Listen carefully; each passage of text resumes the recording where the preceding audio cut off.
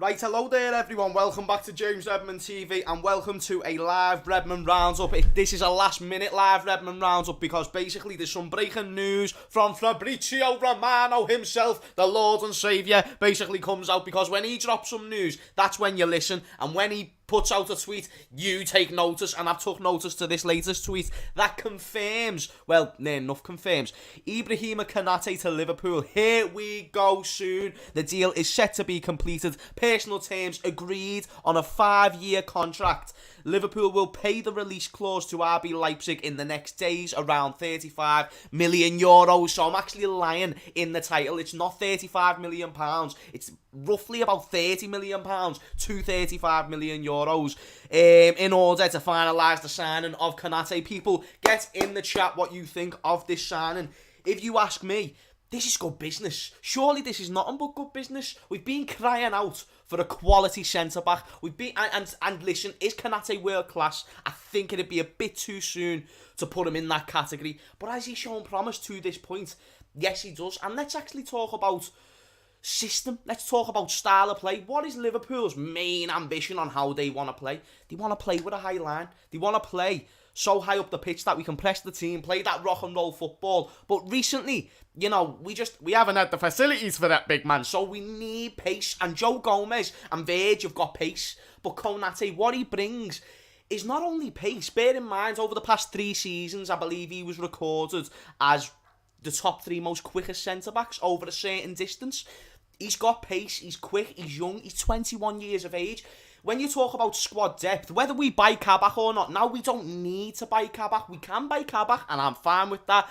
We've made a song for the fella, but now that Konate is basically a done deal, and it's soon to be confirmed. And we're going to talk about, you know, the timing of this being announced and whatnot, and I get it. It's a bit, you know, I'm not crediting FSG, you know. Listen, Michael Edwards always gets this business done, man. That's what we're going to say. We'll give him the credit, but what we won't do is give too much out. We won't start crediting FSG, but we have to talk about the signing. It's a big deal for the squad, and you know, if football does resume as normal, then that's going to be beneficial, as I said, to the squad depth, and also he could even jump right into the first team. Who's to say why not? But let me see a few of the comments of what all users say, and basically everyone's just still saying FSG out.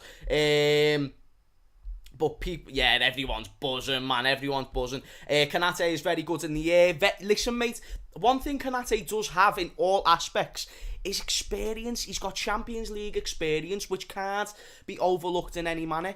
Champions League experience at that age as well is very valuable. He's played in a good system. He plays, even though they play 5 at the back, Leipzig, they play very attacking football. So he's always high up the pitch. That's what he's used to. And let me put it this way. I would prefer this signing so much more than an Upamecano. And I like Upamecano, and I think he's a good centre-back. And I actually think there might be times where he's a better centre-back than Konate. But I do think there's moments where people do like to really tend, not recently, but at the start of the season mainly, they tend to have overrated Upamecano to a point where Konate weren't even really being talked about. I think this is a better signing than what Upamecano would have been for. How much was Upamecano? I believe he might have been free. Either way, long-term 5-year deal. So let's even say if this doesn't work out, you know, you've always got to go with worst-case scenario. And if Konate doesn't work out, what? Like, at the end of the day, we've got him for 5 years. We're most likely going to make close to 30 million. If he does flop, I'm sure we could coop about 20 to 25 if we were to sell him 2-3 years down the line. And we don't even have to do that. It's a brilliant signing for me. And again, he's not world class. He might not be the most polished centre-back, but who's to say he won't improve under the tutelage of a Virgil van Dijk? It's not out of the realms of possibility, but who's to say he hasn't got the attributes to compete in the Premier League? He's a great athlete. We've already mentioned he's good in the air. We've already mentioned he's got the pace to handle the high line that Liverpool wants. And also, let me just put the myth of his injuries to bed, because I believe, and I see a few people in the chat saying this as well, that he's not quite there. He's not quite the option for Liverpool based on the fact he gets injuries. But this isn't particularly true. The injuries that he has gotten over his career, bear in mind he is very young, they've been more long-term, but it weren't even for that long. It weren't like he got an injury, came back, got an injury, like a Joel Matip, for example. he's actually played a lot of games for a 21-year-old footballer. This is why I've been in favour of the signing, and even I was one of them people who was questioning the injuries, but that was because I've just heard from quite a few people that seemed to maybe be the case with Konate. But what do I know? I'm buzzing about that signing, and to be honest with you people, it was one that I thought I had to bring to you. Well, let me know what you think though, man. Out of 10, what would you rate Ibrahima Konate? I think it's an interesting one. It's an interesting one to see whether he's actually going to go right into the first team. Does he start above Joe Gomez? Let's take into consideration as well, I think Matip is the second best centre-back at Liverpool right now. Even if you want to throw Konate into that mix, I am pretty comfortable in saying that Konate is the second best centre-back at Liverpool. Sorry, it's Konate, bloody hell me. Matip is the second best centre-back at Liverpool Football Club. Then it goes Gomez. But now if it's Konate, I'm not saying Konate is better than Gomez. Quite frankly, I don't think I've watched them enough. And also, I would have to see him in a Liverpool team to really make a judgment. But it's not... If you told me now, in a year's time, Konate is comfortably starting above Joe Gomez, and probably it's not the most surprising thing I've heard this year, and certainly not even close with some of the bollocks that we've heard this year. Do you get what I mean? So this could be a really good one. He's younger than Joe Gomez as well, I believe Joe Gomez is like 23. So it's good to see that we've got these young sort of centre-backs, and we're not going for like a Koulibaly. Like, for example, I prefer this over a Koulibaly, because Koulibaly, he would have been, 60 million, and he's like 29, 30, 31, something like that.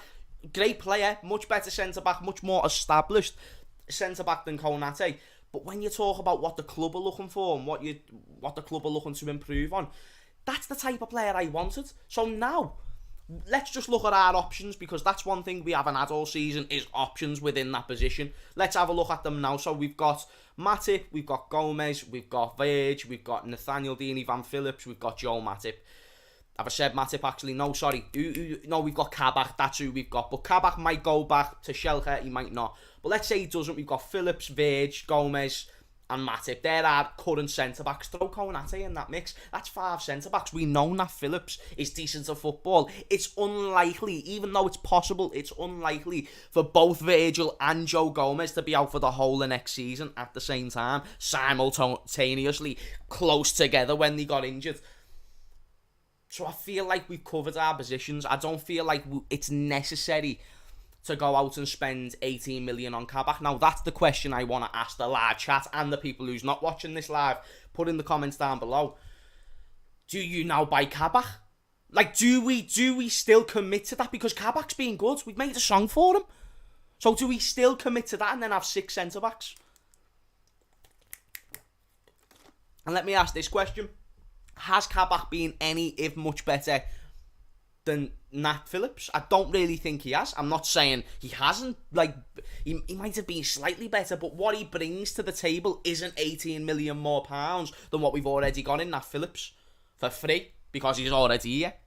And we know how tight FSG can be. We need to remember, we need to improve in other areas. Now that we've got Konate, I think bear in mind, we had one of the best defences when we had Virgil van Dijk and Joe Gomez in that defence. Yes, they had a bit of a shaky period before they got injured, and I understand that. But we know this season it goes much better if even just one of them are in that back line for the vast majority, like we've had the luxury of for the past few seasons. So I feel centre-back's covered. I don't feel like Kabak is 100% necessary. And I would rather see that money be invested into a striker.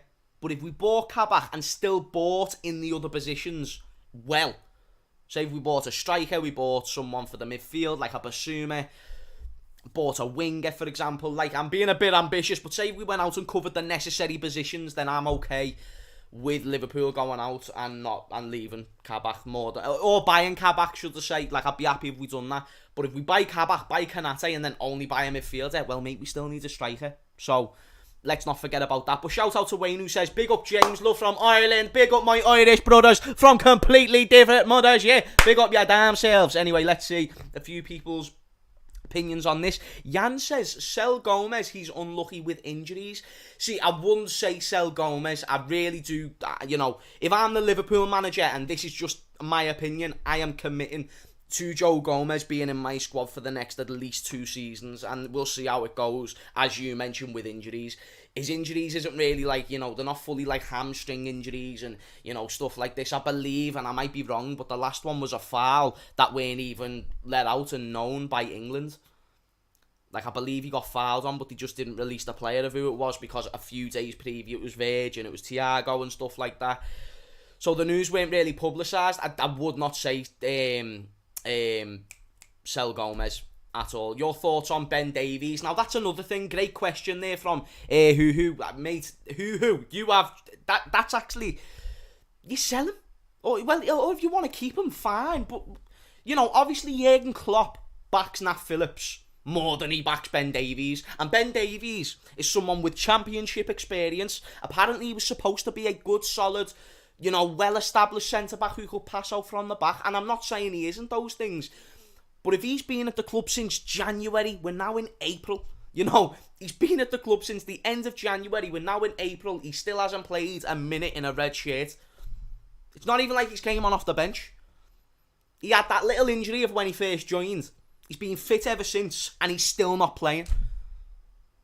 So what's the point? So now that we've confirmed that we've basically got Konate, we've confirmed that we're pretty much happy with Nat Phillips being 5th choice or whatever. We know Matip's got quite a few injuries, so if you sell him, maybe then you buy Kabak. That's another discussion that we need to really have. But when it comes to Ben Davies, do you leave Kabak and then just keep Ben Davies? He was only 4 million. I'm sure his wage structure doesn't break the bank. So, it's an interesting one. People are saying loan Nat to a Prem club. Oh, and I don't know about that, my friend. I think Nat has proved that he can at least compete in this team. Maybe I'm wrong. Maybe people can disagree, and feel free to. There's a few people who's actually said that in the chat, and to be honest with you, I wouldn't be completely against it, but we'd need to be completely covered in other areas. And what's the point in a loan deal for someone like Nat Phillips now? Let's just be real for a quick second, yeah. Nat Phillips is 24, or 10 and 24, he's close anyway, to getting to that point where, potential is really like, he's probably going to be a late blossomer, do you get what I'm saying? And I just don't think a loan deal for someone with the experience of what he's got, I'd rather use that in a younger player with a higher ceiling. That's just me, though. And that's not me going against Nat. I'd rather have him in this current squad, because I think he's more valuable now to this squad than a Liverpool team in 3 years' time. We might be shit in 3 years' time, but that's just me guessing, because I want us to have improved by then beyond Nat Phillips. No offence if you're watching this, you fucking gorgeous legends, the way you've stepped in, mate. I'm not disrespecting you, Nat. I'm actually not, lad. Like, you are belter, and like, you will be the godfather to my children. I'm still waiting for your first goal. Like, I'm not gonna lie to you. That would be a great, because I'm gonna scream like we've won the Champions League when Nat Phillips gets his first goal. Nat, if you do it, and it's gotta be a header, Nat. Can't be a tapping. Do you know what I mean? And it can't be an own goal either. If it was an own goal, that'd be pretty upsetting. But I love Nat, man. I think he's quality. But basically, what I'm now trying to say is, we haven't gone overboard on the centre-back position. If we bought a Varane, if we bought a Koulibaly, we're going overboard on that position. We're spending a bit too much money, because you're looking on maybe 60 to 70 million for either one of them player. At minimum, 50. So we've now spent 30 to 35 on a 21-year-old. We've got space to spend in other positions now, and there's not really much excuse there.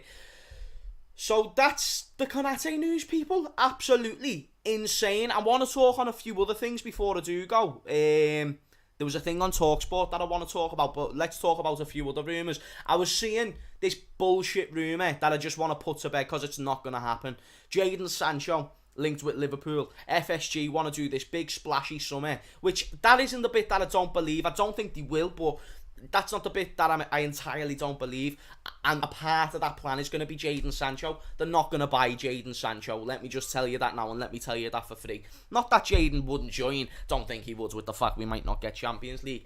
But it's just not in their plans. And now this is where we've got to talk about PR, and we've got to go and look in that direction. The timing of the Konate deal, bit mad, few days after Super League. Bear in mind, the past few days, FSG has been FSG out has been trending on Twitter. There's now going to be fans who look at this deal being done and they're just going to be like, well, yeah, man, they've just sorted us out. We've literally just went ahead. We've got this player. Covered centre-back position. It's a young player. It's one of the better prospects. We're going to be sweet. You know what young fans, even like myself, are like. But we can't fall too deep into that trap. I just feel like that'd be wrong to completely take the focus off the movement of what FSG out is. And I know they've done good things. But I've explained myself fully why I'm FSG out. I don't like being lied to from owners when they say that they care about you. If you don't care about us, just don't act like it. That's all I'm saying. You know what I mean? Just don't lie to me. I don't like being lied to. So that's, again, without going too much into that rabbit hole, that's the reason why I'm FSG out, for those who maybe don't know. So I'm happy with the signing, but we can't just completely deflect that off this news. And the same goes for any other signings, even if they have a great transfer window. But one step at a time, and you never know, maybe one day the Liverpool fans can look at FSG as, they're not that bad. Because you have got to think as well, the club's worth, what, £2-3 billion? So how many people in the world, how many great, amazing people who care about the community in the world has £2-3 billion?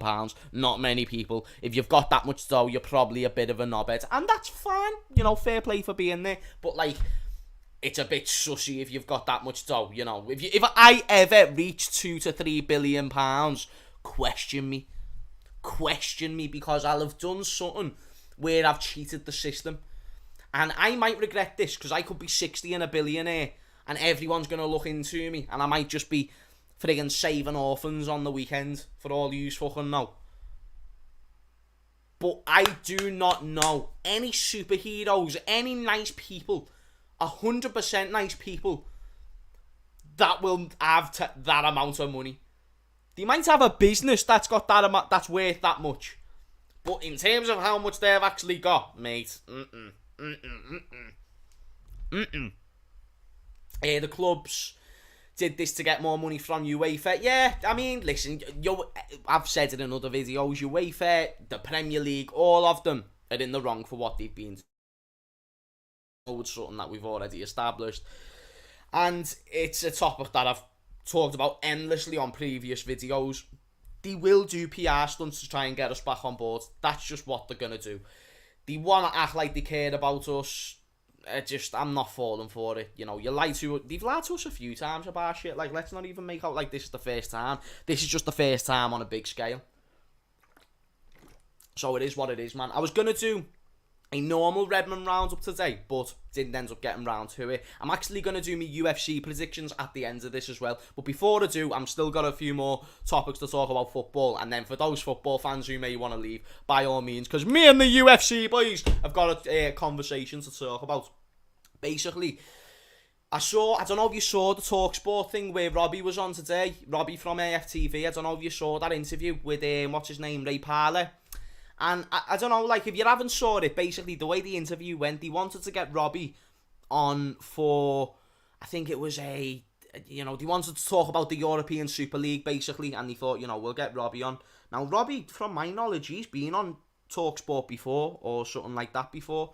I can't remember who it was, but it was kind of like one of them traps where they started questioning him on, on AFTV, and he only does it for a profit. All this bollocks. I can't remember the last interview, but the one that I saw today with Ray Parler, it made me feel uncomfortable. Let me tell you the few reasons to why it made me feel uncomfortable. And I've met Robbie twice in person. One for the fan cam a few years ago, and once a few weeks ago when I went down to London to do the Everton preview, when he asked me to come down. I've stayed in contact with him since, but I don't speak to him often. Proper sound fella from what I know, though, and from what everyone else says. Don Robbie's got that name for a reason, you know what I mean? That's not self-proclaimed. That name has been given by the community. When you get given a name, that's when you live up to that type of thing. Robbie is a gentleman, man.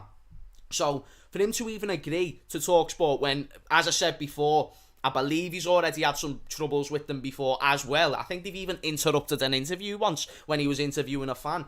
And they came in and started interviewing him like he was some little man. But we've got to remember, though, Robbie is bigger than these. Like Ray Parler, I've said it on my Twitter, I will not achieve measly a footnote of what he's achieved in his life. He's won trophies and shit like that. Just being a professional footballer will outweigh probably most things or everything I do. But mate, to just talk to Robbie like he's nobody, like it just was disrespectful. And even if you don't like it, it's fine. It's the approach and the snidness around it that I didn't like. The fact you're going to ask him to come on and you're going to belittle him, you're going to say things like, or you're going to attempt to, because Robbie, he didn't fall for it, didn't fall for the bait. Robbie's too professional for these things. And when you've got Ray Parlour saying things like, oh, you like it when Arsenal lose, I have a big issue with this. Because, for example, let me just say for me, my most popular ever viewed video is not on my channel. It's on Redmond TV's channel, and it was the fan cam of when we beat Hoffenheim 4-2, where I just went off on one. I was so happy. That's the most popular video I've ever done, and nothing's ever came close. Bear in mind, we've lost to Villa 7-2, and that's the most popular video on my channel. Do you know what I mean? Losses do get you more views, that's facts. You know, and just for those who need a bit of rocket, more views get you more money. But that doesn't mean you want to see your team lose. So I started this YouTube channel at the start of this season. Bear in mind, we just won the league by 20 points. So if anyone came at me with that statement, I'd be fuming. And it's the same for there, because it's not Robbie's fault Arsenal have got worse and worse and worse and worse as seasons have gone by. And another naive thing that he said, right, Ray Parlour, he basically came out and he was saying, you know, it's an embarrassment to the community. You just want people to lose. You only want to profit off the losses and stuff like this. And I'm just thinking to myself, like, you obviously don't watch it. You're either drunk or you're just thinking to yourself, right, you know what, mate? These have told me to say this, so I'm just going to go along on that sort of, that train and just see where it ends up. You know, the hypocrisy as well of the fact of saying Robbie just wants views. You're getting Robbie on. You're saying on your title, it's a much watch, and you're doing it for view. Like, that's just what it is, man. They know what's taken over. Let's just say that. And the way Robbie dealt with it was just the way Robbie is. He's a dumb mate. So I wanted to talk about that briefly before I ended the stream. And then also, just dead quick before I finish, Usman versus Masvidal, UFC 261. Very brief prediction. I'm going to start doing full videos on this. I was supposed to do one today, but I never. By the way, thank you for everyone who's tuned in. Big up yourselves, man. I'm going to go with this. I believe, and I want, and I would love Masvidal to win this fight with all of my heart. No doubt about it. Great fighter. The fact that he's now at the dead end of his career, fighting for titles, that, you know, the most money he's ever made. Boss. But I do believe Usman's going to win this fight, you know, boys. I'm not going to lie to you. And I don't want Usman to win this fight, but it's one of them things where I think we saw last time kind of how the story goes. And yes, Masvidal had the excuse of the 6 days notice, and I think that may have played a factor, but he was still fit, he was still ready, and he was still firing for the championship. You could see he was still, you know, in good shape. He wasn't completely unprepared. He'd been doing some sort of training, and he knew if it was going to be a fight, it would have most likely been for the belt. And even other fighters have came out and said he was training. Tyron Woodley came out the other day and said, you know, Masvidal's been training and he was training for that fight. So it doesn't surprise me. And he done very well against Usman on 6 days notice. So I think Usman wins, but don't write off Masvidal. Don't write off Masvidal, because, mate, he is unbelievable. He is unbelievable when it comes to all the different ranges and, you know, even takedown defense. You're not taking Masvidal down. If you think you're taking him down, then you're smoking budge, because he has got that level of experience. So I think it's going to be a Usman victory, close decision. Dead quick for the other fights. Zhang Weili versus Rose Namajunas. Weili Zhang, mate, all day long. I think she wins that fight. I think she's not the greatest, because you've got Shevchenko and also Amanda Nunes, but she will be in that conversation soon. I think that'll be Weili Zhang by decision. Valentina Shevchenko will beat Jessica Andrade. Chris Weidman will beat Uriah Hall. And then the last fight, what's the last fight on the card? The opener. What's the opener? I can't remember the opener. Let me look up the opener before I wrap off. Shout out to everyone who's still in the chat, man. I see yous. I see you. UFC. Oh, and also Everton, Arsenal and Spurs game, I'll predict them. Anthony Smith and Jimmy Crute. I think Jimmy Crute's going to win that fight. Anthony Smith and Jimmy Crute, big up yourselves. I'm going to wrap up Spurs and Man City game. That's taking place on Sunday. I think City are going to win that. I'm going to say 2-0 to Man City. I never previewed that on the latest Redmond Roundup, but I did talk about all the Prem games that just took place this weekend. But people, that has been your live Redmond Roundup. I'm glad that we got something done today, because I weren't going to get anything done. But shout out to Ryan Turner, who's just ended up in the stream. Let's get James to 40k. Big up to everyone, man, who subscribed to this point. We're close to 40k, but we're on 39.8, which is still insane. So, nice one for yous. And I'm terrified to play City. You should be, Lindsay. If you're a Spurs fan, you should be terrified. I think they've just got your number. And also with the change of a Ryan Mason, there's just nothing that says Spurs are going to win the game. But let me know what you think. Who do you think's going to win? Let's see. I'm going to say 2-1 City. Oh, there we go. Anyway, people, going to round up. See you later. Have a marvellous day and peace out. Boom. Boom, boom, boom. Every